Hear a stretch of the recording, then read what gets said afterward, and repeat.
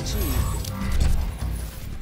So George St. Pierre ends his mixed martial arts hiatus, returns, and defeats Michael Bisping to be crowned the UFC middleweight champion. And then some 30 days later, he vacates the title because either he wasn't going to defend it, or obviously we talked about colitis and health issues there. He wasn't going to be able to defend it, at the very least on the schedule they wanted to, or if at all. And, reactions for the most part I think have been positive. People are saying, good for him, not winning, not tie up the division. I like it. So the way I look at it, I see him respecting the sport and saying, yes, I'm champion. Yes, I won the title. Yes, some people might say it was a hand-picked opponent, Michael Bisping. I took an opportunity. I took the best possible way to get myself a championship and to get myself some notoriety. But nonetheless, he did it, and it was an impressive, fantastic fight. But he's saying, I'm not going to be able to do what needs to be done. I'm disrespecting the title by not defending it. I'm going to let it go, and we'll let Robert Whittaker and Luke Rockhold battle it out to crown the new champion. Fantastic fight. On the other hand, you guys are very aware of my disdain for Conor McGregor's current stance on defending his titles, not defending the featherweight title, now holding the lightweight division hostage, which is just turning into a mess. The lightweight division, one of the best divisions there is in the UFC, and yet we're not getting anything. We get an interim champion now in Tony Ferguson, which is great, but still we have it hanging over our heads that Conor McGregor is the actual champion. He needs to let it go. If he's not coming back to mixed martial arts, he needs to let the title go and follow it with a statement, I'm the champion of that division, and I'm going to let that championship belt go to whoever wants to fight for it while I'm gone. And at any point in time, I can return and get that belt back because I am that damn good. And if that's the case, fantastic. If it's not the case, well, then you're clearly not the best in the division. You're clearly not the champion. But, as long as this whole situation kind of sits and kind of hovers and does nothing, it just wrecks everything, and I don't like it. It pisses me off. But I commend George St. Pierre for walking away. If he fights again, great. If he doesn't, whatever. I don't know. Maybe George St. Pierre, I don't know if there is a fight out there that would intrigue him. If Anderson Silva had in a pot, maybe George St. Pierre versus Anderson Silva finally facing off might have been an interesting contest. Maybe he'll fight Tyrone Woodley for the welterweight title. I don't know. Either way, good for him. Welcome back to Kamikaze Overdrive MMA Predictions. As always, I am your host, Scott Johnson, and on this episode of the show, we are bringing the upcoming December 16th event, which will take place in Winnipeg, Manitoba, Canada, featuring Rafael dos Anjos, the former UFC lightweight champion, taking on Robbie Lawler, the former UFC welterweight champion, at UFC on Fox 26. I'll be giving you my 4 main card predictions. All the rest of my preliminary picks will be available at kamikazeoverdrive.net. The bet packs will also be there. I'm coming off a shit show. It didn't go well. It's unfortunate. It just didn't work out the way I wanted it to. And, those are bound to happen. I've had a number of good showings recently. And you look at my records over the last little while, over the last 9 events. Let's see, I think it's 9 events. I've had 2 sub 500 cards. Look at my last little while. I went 8-5, 9-4, 8-4, 6-4, 10-3, and 6-7. So I think that's respectable. The last one, of course, UFC 123, a couple upsets in there that really threw us off. A couple split decisions and fights that didn't go our way. Outcomes that just didn't pan out the way I wanted them to. But either way, that's just what happens. So we've got a pretty interesting card coming up here. This is the last event. We finally are ending a break, or getting a bit of a break. We've had 9 events in the last 8 weeks. That's been pretty all-encompassing. I'm looking forward to it. So this will probably be the last time you hear me before Christmas. So again, to you and your family, Merry Christmas, and whatever other holiday or religion you follow, the best to you and yours. And on that note, let's get to that first fight prediction. The main card opens up in the UFC's lightweight division as former title challenger, number 3 ranked Glover Teixeira, 26 wins and 6 losses, takes on the 7th ranked Latvian-born but Canadian-raised Misha Cirkunov, currently holding a record of 13 wins and 3 defeats. Now, Glover's coming off a loss to Alexander Gustafsson, which probably cost him a shot at the title, or at least potentially removed him from the title conversation now, and possibly going forward, he could be right out of it. He has alternated wins and losses over his last 4 appearances. For Cirkunov, he had an upset knockout loss to Volkan Ozdemir, which definitely cost him a shot at the title, considering Ozdemir is now fighting Daniel Cormier at UFC 220. It was Teixeira's first loss since 2012. He is 4-1 in the UFC. So both these guys have been doing very, very well. Cirkunov, the guy who's a prospect on the rise. Glover, the established title challenger who's looking to hold on to his position. Physically, Misha, 1 inch taller. He'll have a 1 inch reach advantage, and he is 8 years younger than the Brazilian. Actually, both guys fought on the same card last time. So certainly they're in the same situation as far as preparation for this matchup. And Misha fighting at home, at least in Canada, he will be the fan favorite and certainly will have the edge there. Now, when you look at Glover Teixeira's 4 losses, he has lost against top-level competition. Obviously, John Jones and Phil Davis, Rumble Johnson, and Alexander Gustafsson. Those are the 4 guys that have taken him out. Everyone else, he's either finished or utterly dominated them start to finish. For Misha, there's some questions coming off his last fight about the ability to take a punch. He got dropped with a shot behind the ear and taken out in relatively quick fashion by Anjos This, who's appearing to be quite the knockout artist when he takes out Jimmy Manuwa as well like that. But you go back for Misha, and when he fought Nikita Krylov and when he fought Ion Cutelaba, he got hit with some big shots there, and he survived, and survived in both of those fights. So you have to think, it was one of those things, just a well-placed, well-timed blow that put him down. Now, for Glover Teixeira, the guy's been through some absolute wars. At 37 years of age, how much does he have left in the tank? He went through that war with Gustafsson getting stopped in the 5th round, the brutal knockout against Anthony Johnson. That has got to be taking its toll. And obviously there's some questions about his chin. I said Rumble knocked him out, Gus knocked him out, Jared Cannonier buzzed him, Ryan Bader had him hurt a little bit earlier in his UFC run. So, it's not like he is a perfectly indestructible individual at this point in his career, and there's some vulnerabilities there. Now, Glover, at his best, he's an aggressive pocket puncher. He sits down his punches very well. He moves forward and throws. He doesn't wind up with massive power strikes. He works an uppercut. He's got some good pop, and he keeps things tight and close when he does attack. He throws a nice overhand right. He'll mix in a left hook. He'll paw with that left hand periodically to try and disrupt his opponents. He doesn't throw his jab enough, as much as I like to see him use that jab before coming with the power punches. He's only looking for those big strikes that usually come behind the pawing. Now, he has his most success when he closes that gap and forces his opponent to fight with their back off the cage. He was very effectively cutting off the cage against Gus, closing in, but still getting tagged every time he did move forward. He had issues with Gus's speed. He was hit with multiple punch combinations, flurries. He was eventually dropped with a flurry and eventually finished in that fight.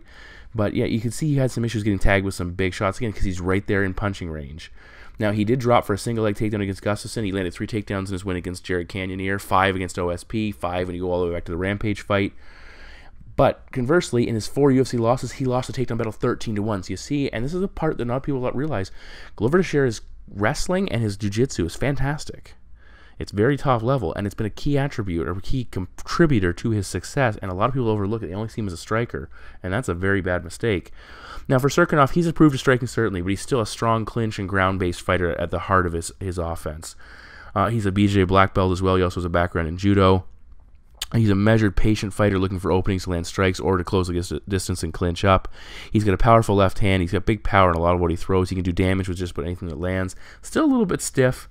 He's improved his leg dexterity a bit, and he's working on some head kicks and going to the body as well, but still he's a guy who's just starting to round out a striking. We didn't really get to see him against Ozdemir before he got stopped, so, we could see some improvements in this fight. He does a good job bullying his opponents to the cage. He will drop and grab for a single leg, and I like the way he will drop and grab for that single leg and throw right over the top. It's kind of a, hey, I'm taking you down. Oh, no, wait, I'm punching you in the face. It's a nice diversion.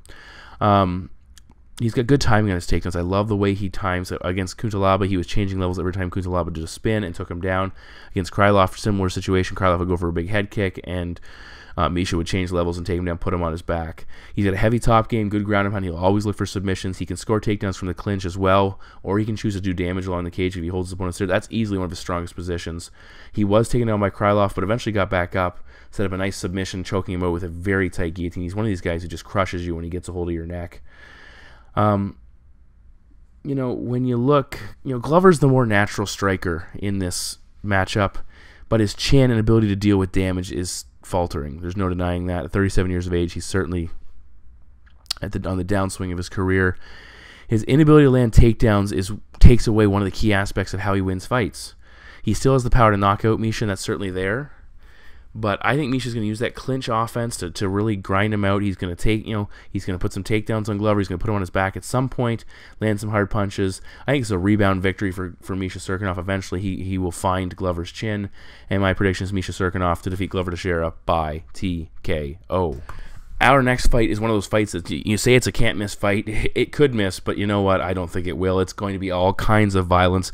It's taking place in the UFC's welterweight division as the 10th-ranked Santiago Ponzinibbio, 25 wins and 3 losses, fighting out of Argentina, takes on everyone's favorite guy to hate, Platinum Mike Perry, 11 wins and a single defeat in a fight, again, that should be utterly, wonderful for those people who like violence, which tends to be all of us who's listening to this podcast right now. We have 2 streaking welterweights looking to take their shot at moving into title contention. Ponzinibbio has won 5 in a row and 7 of his last 8. He is coming off an upset victory that I correctly predicted over Gunnar Nelson, where Platinum Mike Perry has won back-to-back fights after suffering the first loss of his career. He is 4-1 since entering the UFC's octagon. Ponzinibbio physically 2 inches taller, with a 2-inch reach advantage, but Perry's the younger man by 5 years. Now, looking at Perry first, all 11 of his victories have come by knockout. 7 in the first round, 3 in the second round, and a single in the third round. His only loss to Alan Jouban, coming on the scorecards, his only decision in any kind. For Ponzinibbio, 25 wins overall, 14 of which have come by knockout, 6 wins by submission. He's 5-1 on the scorecards. He has 15 first-round wins, 3 second-round wins, and 7 victories either coming in the third round or on the scorecards. Conversely, he has 2 losses by knockout, which certainly is worth noting in this fight. 1 in the first round, 1 in the second round, and of course he has that decision defeat as well. Now, when you look at their recent defeats, Ponzinibbio got TKO'd by a superior striker in Lorenz Larkin, who I thought was an absolute travesty. The UFC didn't bring him back, didn't sign him, or at least allowed him to walk away. Where Mike Perry got outworked by Alan Jouban and was unable to turn the tide with one of his big power shots and lost the fight as a result. Now, Ponzinibbio's chin is a big question mark here. He has been stopped. Where Perry, again, he's got that over-aggression and fading, and the question is, how does he hold up in deeper fights if he can't get the knockout? And we have seen him get knockouts later in fights, but again, we've also seen him against Jouban not be the same fighter when he can't stop his opponent. You know, Ponzinibbio's at his best when he's pressuring his adversary. Lots of footwork and movement, lots of head movement, moving forward and being aggressive. He throws long strikes. He's got a hard right hand. He'll lead with a left jab. He'll also jab to the body. He dropped Gunnar Nelson with a right hand. I feel like I said Roy Nelson at some point in this prediction. Either way, he dropped Gunnar Nelson with a hard right hand. He hurt Court McGee with it. I believe he took out Andreas Stahl with a right hand as well. He attempts to attack in bursts. He also mixes in hard leg kicks, and really targeting that lead leg. And he's one of these guys who's implementing that low kick where he really targets the ankle and basically says, you got all your weight right here. I'm going to smash you here, and that's going to really hurt and take away your base. I like that technique. He throws a very wide stance. He moves back from big shots from his opponent and cuts off the cage well when he moves forward. So he's got, again, movement is key to his success. When he fought Zach Cummins had a hard time reaching him, and when he did close the gap to engage, he was getting tagged with some big shots. Ponzinibbio, he likes to have time to set up. He holds his hands a little bit low at the end of his combinations, which leaves him open to getting countered. He can be hurt. As I said, he has been knocked out. And his striking exchange range is a bit of a question mark. He averages 4.05 strikes landed per minute versus 4.13 strikes absorbed per minute. So he's getting tagged a little bit more than he's actually landing on his opponents. He's hittable. Once Lorenz Larkin opened up, he was landing some big shots. He dropped him with a massive right hand that eventually led to the finish of the fight. I would say in that fight, the speed and the kicks of Larkin gave him a lot of issues. And Santiago, you know, Ponzinibbio is a different fighter since that matchup, but you see some vulnerabilities there. And again, if you look at the opposition he's faced and defeated, he hasn't faced anybody as dangerous as Lorenz Larkin. If you look at the percentage of knockouts amongst his opposition's victories, it's not there. You know, Court McGee, 17%. Zach Cummins, 24%, Nordine Taleb, 46%, Gunnar Nelson, 19%, Andreas Stahl, 40%. But none of these guys are true knockout artists. Lorenz Larkin ranked in at 61%. And, of course, as we already mentioned, Mike Perry is a vicious 100% knockout win percentage. And Perry, we'll talk about him now. He's got big power. He hits exceptionally hard with everything he throws. He tends to throw some single strikes. He'll throw a left jab, hard low kicks, which is something Ponzinibbio sometimes has issue with, takes his base away, and I think that's going to be a key factor in this fight. Perry keeps the pressure on well. He holds his hands low. He's not afraid to get hit, which is concerning at times, but it's almost like he's baiting his opponent and saying, come attack me, and I'm going to land counter strikes once you move in. He tried to fight a little bit smarter against Jake Ellenberg in the opening round. He's a little more disciplined. He tends to be too aggressive, he feels, but he wasn't offering as much offense, possibly lost that opening round before getting the finish. When he fought Gyun-Hoo Lim and took him out, he dropped him with a counter strike. He hurt both Lim and Danny Roberts with right hands. He'll mix in hard kicks and hard knees, so he's got that going for him as well. I like he's got a stutter step when he's trying to close the distance, where he just like step, and then boom, launches into his attack. Which that change in cadence and speed really throws people off. And again, he's very similar to Ponzinibbio in that he keeps pressure on very well, but again, he can counter strike fairly effectively also. You know, when Alan Jouban defeated him, he fought to avoid the brawl. he let Perry swing and miss. He stayed on the outside. He cracked and, had a lot of success there. Jake Ellenberg had success by landing counters and again, being patient. That's not what Ponzinibbio does. We have seen a straight right hand have some, get through against Roberts and against Joban, and Ponzinibbio's got a pretty good right hand of his own. But, I just don't see Ponzinibbio's style holding up well against Mike Perry. Ponzinibbio, he can be hurt. He has a tendency to struggle with low kicks. He's at his best when he's aggressive, but that's what Perry wants. He wants you to be aggressive. He wants you to walk forward. He's got the better chin. He feels he's got more power, and he can counter-strike, and that's where he thinks he can hold up here. He can be drawn into a brawl, which it's got to be concerning. He's not going to fight technical in this fight. I don't believe so. And I like Ponzinibbio as a fighter. I just think Perry's all kinds of wrong for him. I think Perry's eventually going to land something significant. Ponzinibbio's not going to be able to recover, similar to the Lorenz Larkin fight, and my prediction is Platinum Mike Perry to defeat Santiago Ponzinibbio by knockout. In the co-main event of the evening, we're in the UFC's featherweight division as former title challenger and third-ranked Ricardo the Bully Lamas, 18-5-0, takes on late-notice replacement Josh Emmett, currently holding a record of 12 wins and a single defeat. Now, this fight was originally supposed to be a rematch of Lamas versus Jose Aldo. Obviously, Aldo pulled to fight Holloway. We all know how that went. Now, Lamas switches from being the hunter, looking to take out Aldo, the higher-ranked fighter, the man already holds a victory over him, to being the hunted against a guy like Josh Emmett, who's unranked, and looking for his opportunity to move into notoriety, at least, with a victory. Emmett, as I said, stepping up on short notice, just under 3 weeks to prepare for this matchup. He's coming off a win over Felipe Orantes after the first loss of his career, a split decision loss to Des Green. Now, Lamas, he stopped Jason Knight in his last fight. Prior to that, he submitted Charles Oliveira after UFC 199, which was a loss to Max Holloway. Holloway obviously going on to win the title. And you look at Lamas' record, in his last 12 fights, his 3 losses have come against the current champion, Max Holloway, the former champion, Jose Aldo, and Chad Mendes, the guy who's basically been one of the top fighters in the division outside of a few names. Physically, Lamas 2 inches taller, of a 1-inch reach advantage, and he's 3 years older than Emmett. And for Emmett, this is a second fight at featherweight after starting as a lightweight in the UFC. Now, when you look at Emmett, he lost Des Green. He lost in the striking totals 57-41. He lost the takedown battle 1-0. So stats, he just didn't offer enough in that matchup. He's not a huge finishing threat with 3 wins by knockout, 2 submission victories. Conversely, he's got 7 wins on the scorecards. When he fought Scott Holtzman, you'd think I could pronounce Scott, seeing that's my first name. He landed 8 takedowns. That was one of his better performances, but he had none in the loss to Green. He had none in the split decision win over John Tuck. And it's just, you see, those are some of the areas that he needs to make sure he works his wrestling in conjunction with his striking more effectively. He can counter-strike. He averages 4.1 strikes landed per minute. That's a pretty decent number. He's got a solid left jab to work behind. His gas tank let him down a little bit against Green, and that certainly cost him as the fight progressed. And you have to wonder, how is that going to hold up on short notice against a better, more established opponent here? Now, Ricardo Lamas, he has very good hands. He's got power in his hands. 3 losses by knockout, though, on his record, worth noting. He throws hard low kicks. When he fought Diego Sanchez, it did a lot of damage. Really, again, another one of these guys who's working that very low kick into his repertoire and attacking the ankle and taking out that base right at the bottom. He moves well. He closes distance exceptionally well when he's striking. Again, chopping with those kicks. He's got good finishing strikes, when he knows how to put guys away. He'll throw a head kick, wheel kick, a lot of strikes there, but again, he doesn't do it in a manner where it's just pointless if it doesn't hit, because he's putting up enough offense with more conventional techniques as well. He throws a nice long left jab. He gets in and out of range once he lands. He was getting cracked with some punches from Max Holloway, and he struggled when he was stuck on the outside. That shouldn't be the case here. He's a good wrestler. He's a far better wrestler than the numbers indicate. 1.71 takedowns. Not a huge takedown number. He landed 2 against Hawker and Diaz. He's one of these guys that when he gets on top, he's very good at staying there. 47% takedown defense. He can be taken down, but he's certainly a threat off his back. He is 8-1 in his career in the UFC and going back to WEC when he lands at least 1 takedown in a fight. That's impressive. He's got a solid submission game as well. Good chokes, 5 wins by tap out on his record. I think Emmett overall is going to struggle to match the striking output of Lamas, especially when he starts to work from the outside and Emmett has to close the distance. I think the power edge favors Lamas as well. Look for Josh Emmett to start to slow down midway through the fight, probably early second round, especially if Lamas pushes him, lands some of those leg kicks. Both men are at their best when they can land takedowns. I give Ricardo Lamas the edge there as well. I think he'll score a couple key takedowns throughout this fight.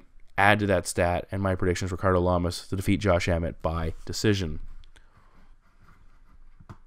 And finally, it's time for the main event of the evening in the UFC's welterweight division, as the former champion, the number 2 ranked Ruthless Robbie Lawler, 28 wins, 11 losses, and 1 no contest, takes on the former lightweight champion, the 4th ranked fighter in the division, Rafael dos Anjos, currently holding a record of 27 wins and 9 defeats. Now, as I said, former lightweight champ versus the former welterweight champion, so a super fight of sorts, especially if it was held a little while ago. The winner could be in line for a next shot at the title against Tyron Woodley, who currently does not have a dance partner. Lawler's coming off a big win over Donald Cerrone. His only loss in his last 7, obviously costing the title against the aforementioned chosen one. For RDA, back-to-back wins since moving to welterweight, taking out Tarek Saffiedine by decision, submitting Neil Magny in impressive fashion. You know, he did have back-to-back losses, of course, dropping his title to Eddie Alvarez, then dropping a big fight against Tony Ferguson. That's his only 2 losses last 9 fights. So you can't knock the guy. He's been damn impressive as well. Now, also, when you go back and look at these guys, Lawler's a former middleweight. He was a bit of a blown-up middleweight when he fought in Strikeforce, and RDA, former lightweight, so guys coming together fighting in the welterweight division. Lawler is 3 inches taller. He'll have a 4-inch reach advantage. The Brazilian is the younger man by 2 years. Now, Lawler, he's the type of fighter, he's a fighter's fighter. He's tough. He knows how to dig deep when others wilt. You look at the fights against, Carlos Condit and Rory McDonald, guys that hurt him, and he was able to rally and come back. Now, ultimately, that didn't happen against Tyron Woodley. You wonder if the damage is piling up. He's taken some time off. He looked rejuvenated of sorts against Donald Cerrone. You know, one of the things Robbie likes to do, he likes to shell up and try and roll with the punches. We saw that against Johnny Hendricks. I'm not a huge fan of that. I feel it's the type of thing that if you do that, you're allowing your opponent to still score, and the judges see them pushing forward, landing strikes, and yeah, they're hitting your body. Maybe you're protecting yourself, but it's not exactly something you want to freely let your opponent do. You know, Rory had a lot of success in that fight by closing the distance and battering him along the cage, landing knees, kicks, punches, a variety of fare, and Lawler just didn't have an answer for it. You know, Condit hurt him early with a combination after using kicks from the outside to keep Robbie stuck on the outside. You know, Lawler's his best when he's moving forward and landing hard combinations. He did that against Rory McDonald. He looked very fluid at times when he was engaging, doing damage. He was aggressive against Brown, had a lot of success there. He pressed forward against Condit, really limited Condit's movement and really got in there and put shots on him. You know, he showed when he hits somebody, you're in trouble. He dropped Condit in that fight. We saw him against Donald Cerrone, really pushing and being aggressive and taking the action to him. I like the clinch attack he used in that fight, especially the collar tie to control him and land single strikes. You know, he was taken down by Cerrone in that fight, but he traditionally had very good takedown defense, very good counter wrestling. You know, and that's solid. It's important here because RDA is he can do a lot of damage on the mat and can win fights in the ground, as we saw in his last fight. The one thing with Robbie Lawler, this is a 5-round fight, so keep that in mind. The one thing with Robbie Lawler is he tends to take off a round or two. You know, against Cerrone, he came out guns a-blazing in the opening frame, kind of pulled back in round 2, and then picked it up again in round 3. We've seen that before where it's like, okay, Lawler appears to just kind of be rolling with stuff, not throwing a heck of a lot. And this is going to be a tight, close round. And you see then he comes back strong late in fights when other fighters are fading. So we'll see if that plays out here. Now looking at Dos Anjos, he showed how good he was on the mat against Neil Magny. He struggled to get takedowns against Tarek Saffiedine, landing just 1 of 5, but against Magny he showed once he gets on top, he is a monster.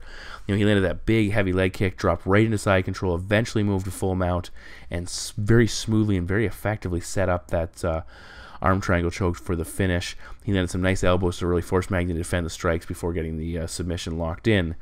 You know, against Saffiedine, it was a very interesting fight early on, but once Saffiedine started to slow down, that's when Dos Anjos took over. And again, if Lawler slows down, Dos Anjos will take over this fight. You know, I like the way he uses short-range strikes as he moves forward. Volume is one of the keys to his success. He'll cut off the octagon and press in. He throws a nice right jab, sling a left hook behind it. He'll dig to the body. His low kicks are something that can be very effective. I would say he needs to throw a few more of those to really up the importance of them. Again, he threw some nice ones against Tony Ferguson. He was chopping at his base. He will go to the body as well, and knees to the body are something he had success against Cerrone with. And again, in a 5-round fight, you land some knees to the body. We've seen it before. It takes away a guy's gas tank, takes away their willingness to fight, and you can win a match on the basis of those. You know, against Ferguson is when he started to struggle, when Ferguson came forward, pushed the action, and really forced him to work hard. And I think that's what Robbie Lawler is going to do here. Lawler hits excessively hard. And again, he's a bigger man. He's a heavier man. I think his aggression is going to show up here. He has 5-round experience. His cardio, I have to hope it holds up. RDA's got 5-round experience as well, where he destroyed Anthony Pettis over 5 and lost to Tony Ferguson in a very fun fight. But I think ultimately Lawler's going to defend the takedowns, which he's done exceptionally well. He's going to force RDA to exchange. I think Lawler's going to land the more impactful strikes. He's eventually going to hurt Dos Anjos in close. And my prediction is Robbie Lawler to defeat Rafael dos Anjos by TKO. So those are my 4 main card predictions for UFC on Fox 26. All of my preliminary picks will be available at kamikazeoverdrive.net. I need to get on that. I need to get on top of those things. I just cannot wait to get that last one bet pack done, and then I can just take a breather and say, okay, it's time to relax. It's been a lot of fun, though. I've really enjoyed it, and again, all indications are going to continue going strong into 2018. But again, you never know what happens.